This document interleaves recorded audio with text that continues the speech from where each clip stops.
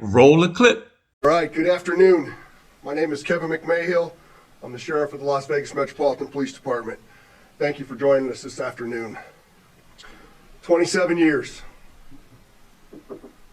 27 years. For 27 years, the family of Tupac Shakur has been waiting for justice.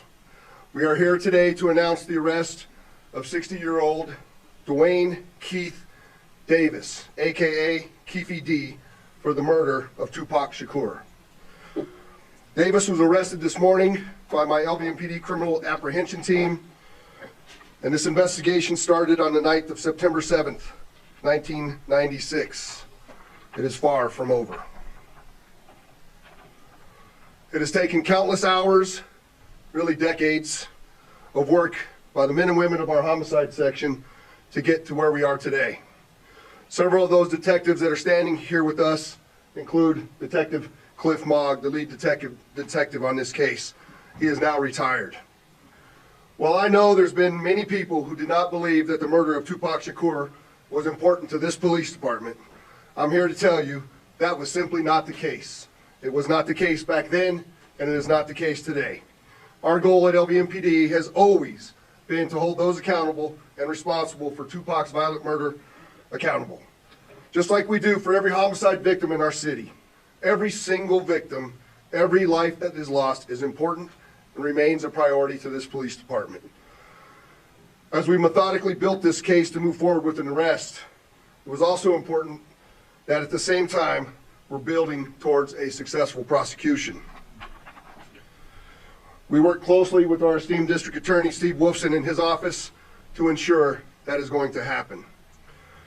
Mr. Davis's own words reinvigorated our case in 2018. I'm going to give you some of those details, and I'm going to introduce to you our homicide lieutenant, Jason Johansson, and he will provide you many of the details on how we got here today. Lieutenant. Thank you, Sheriff, and thank you everybody for being here today. My name is Jason Johansson, and I'm the homicide lieutenant with the Las Vegas Metropolitan Police Department. And my goal here today is to walk you through our investigation and what led us to the indictment of Duane Davis, also known as Keefy D, for the murder of Tupac Shakur. This case has been reviewed by our homicide team and homicide detectives for over 2.5 decades. And ultimately, our persistence in this investigation has paid off. Let me walk you through a timeline of events that as we know them right now. Prior to September 7th of 1996, as we all know, Tupac Shakur was an artist who was signed with Death Row Records. And that Death Row Records and its CEO, Marion Suge Knight, were closely affiliated with the Mob Piru criminal street gangs, and that they had an ongoing feud with the Southside Compton Crips. Duane Davis was the leader and shot caller of the Southside Compton Crips. And both of these gangs operated out of the Southern California area of Compton. On the night of September 7th of 1996, Tupac Shakur, along with Suge Knight, and members of their entourage, which include members of Mob Piru, came to Vegas to attend the Mike Tyson fight at the MGM Grand Garden Arena. Members of the Southside Compton Crips, which included Duane Davis, along with his nephew Orlando Anderson, were also in attendance at the same event. As both were leaving the fight, members of Death Row Records spotted Orlando Anderson near an elevator bank inside the MGM, and at that time they began to kick and punch him near that elevator bank. I will now show you hotel security footage, as many of you have already seen, related to this incident. And on this incident, you will see Tupac Shakur, who's wearing a shiny satiny shirt, along with Marion Suge Knight, who's a large man in a brown suit, punching and kicking Orlando Anderson. Following this incident, you'll see hotel security intervene, and then they will leave the area of the fight.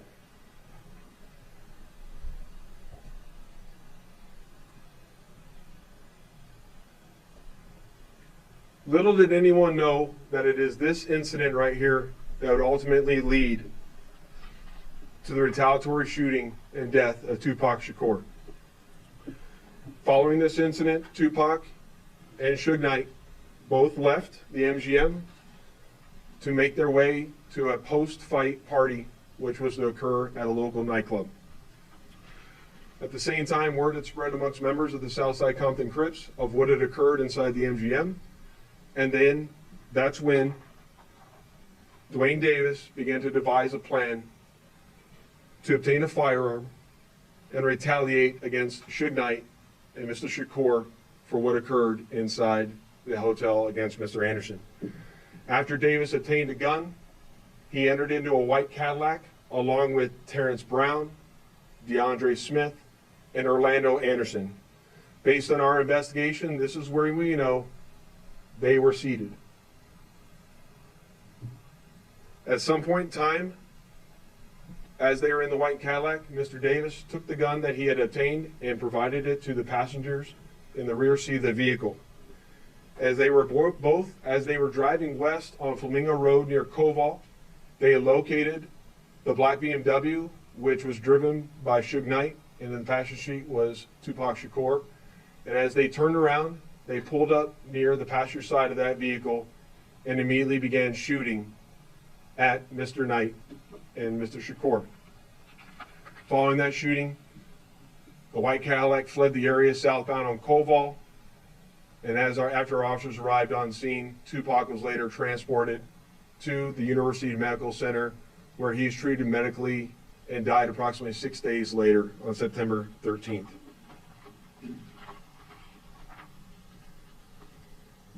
My homicide section handled this investigation from its onset and for a short amount of time. And within a short amount of time, what we knew was that we were working a gang investigation where our victims, our witnesses, and our suspects were all from Southern California and not local to Las Vegas. Within the first few months of the investigation, our detectives knew most of the information I just briefed you on.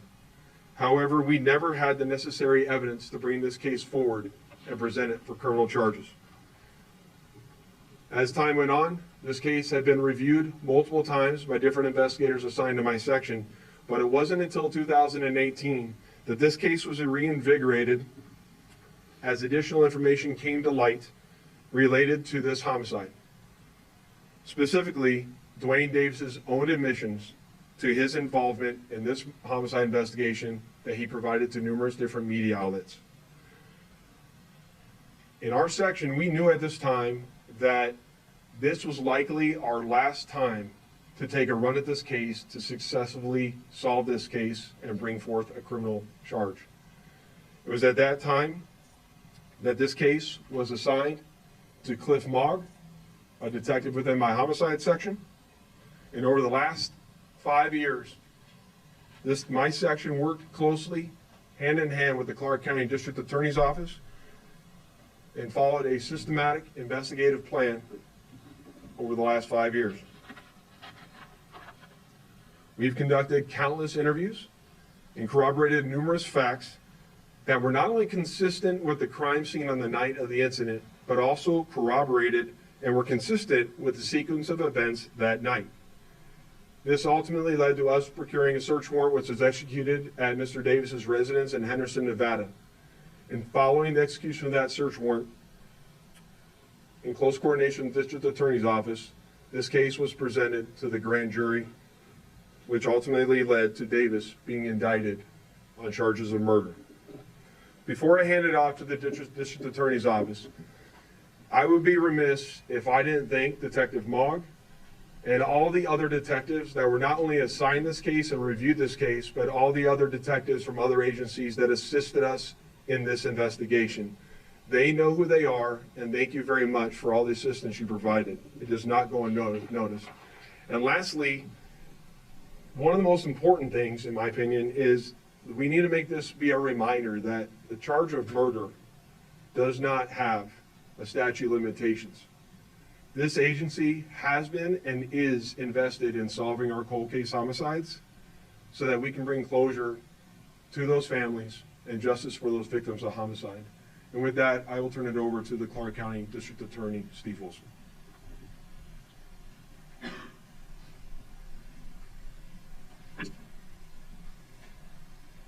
Thank you, Lieutenant Johansson. I appreciate it. Good afternoon. I am the Las Vegas, Clark County District Attorney Steve Wolfson. It has often been said, justice delayed is justice denied. It's a quote we hear often and for many, many years when talking about our legal system, but not in this case. Today, justice will be served in the murder of Tupac Shakur. I'd like to acknowledge the relentless work of the many Las Vegas Metropolitan Police Department homicide detectives. We've mentioned Detective Cliff Mogg many times, and we can't mention his name enough. He is the detective, along with his colleagues, that brought this case here today to you. A Clark County grand jury has indicted Duane Keith Davis with 1 count of open murder with use of a deadly weapon with a gang enhancement. Davis will appear in court in the next few days or so for a hearing to determine his custody status and to set a jury trial date. This grand jury has been receiving evidence for months and has determined there is sufficient evidence to justify the filing of this criminal indictment. I've assigned 2 of my top prosecutors, Mark DiGiacomo and Banu Palal, to prosecute this case. I know a lot of people have been watching and waiting for this day. Tupac Shakur is a music legend, and for a long time, this community and worldwide have been wanting justice for Tupac. Today, we are taking that first step. Tupac was actually quoted as saying, "Death is not the greatest loss in life. The greatest loss is what dies inside while still alive. Never surrender." Well, we didn't surrender thanks to the great work of the Las Vegas Metropolitan Police Department under the leadership of Sheriff Kevin McMahill, Lieutenant Johansson, retired Detective Cliff Mogg. I am proud to announce the return of this document. This is the indictment we've been waiting almost 3 decades for. It spells out the facts and circumstances and what justifies a Clark County grand jury in returning an indictment. Justice will be served. Thank you. Thank you, Steve. I'd just like to say that the Las Vegas Metropolitan Police Department Homicide Section year over year solves over 90% of the homicides that occur in our jurisdiction. You won't find that anywhere else in the United States.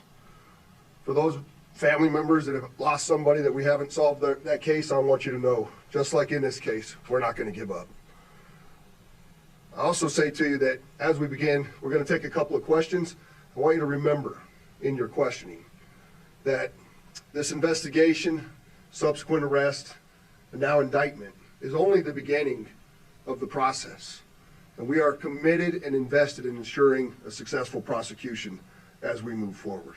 So with that, we'll take any questions that you might have. Ken? Excuse me, Sheriff, thank you. Have you been in touch with the Shakur family, anyone within here today? And if so, can you characterize what they told you? The family has reached out to my office. I imagine also to Metro. We've been in communication with them. We understand that they are welcoming this news, they are pleased with this news, and they are certainly aware of the return of this indictment. Do you anticipate them being at court for arraignment of Mr. Davis? I don't think they'll be at the arraignment. I mean, that's a relatively short hearing, but I know that they'll be involved. I know that they'll want to be apprised of what goes on a frequent basis. Back. Can you talk about any of the statements that you made that piqued your curiosity again or got you back into this case? Jason, you want to answer that? We're not going to talk about any particular statements, but maybe he can address that.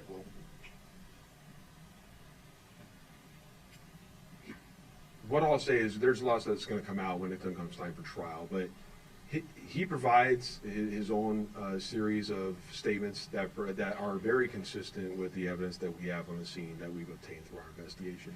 I'll leave it at that. can you identify anything that came from the raid, the service of the warrant in July that you didn't know before?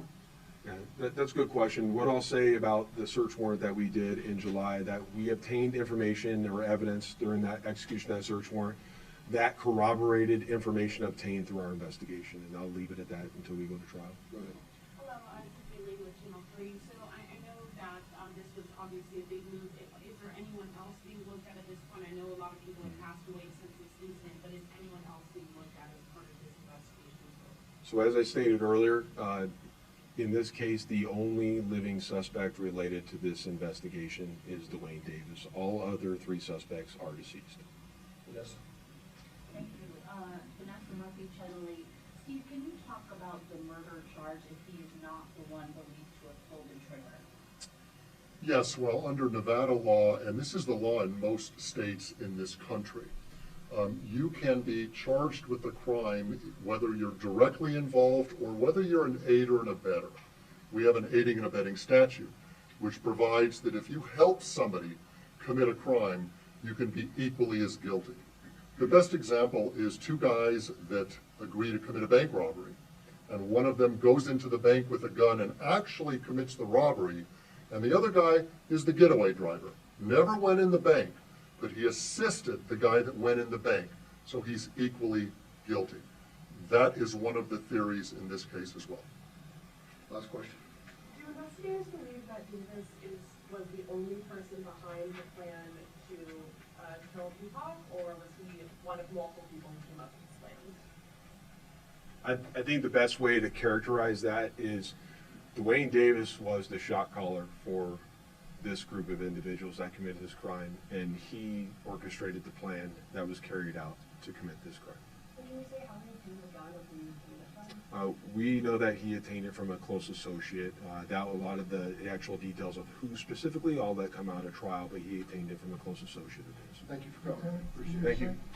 Davis had said anything since?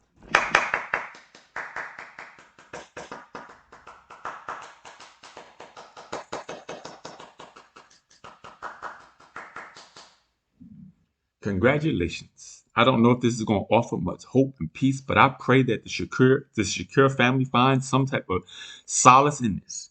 This is 26 years long overdue.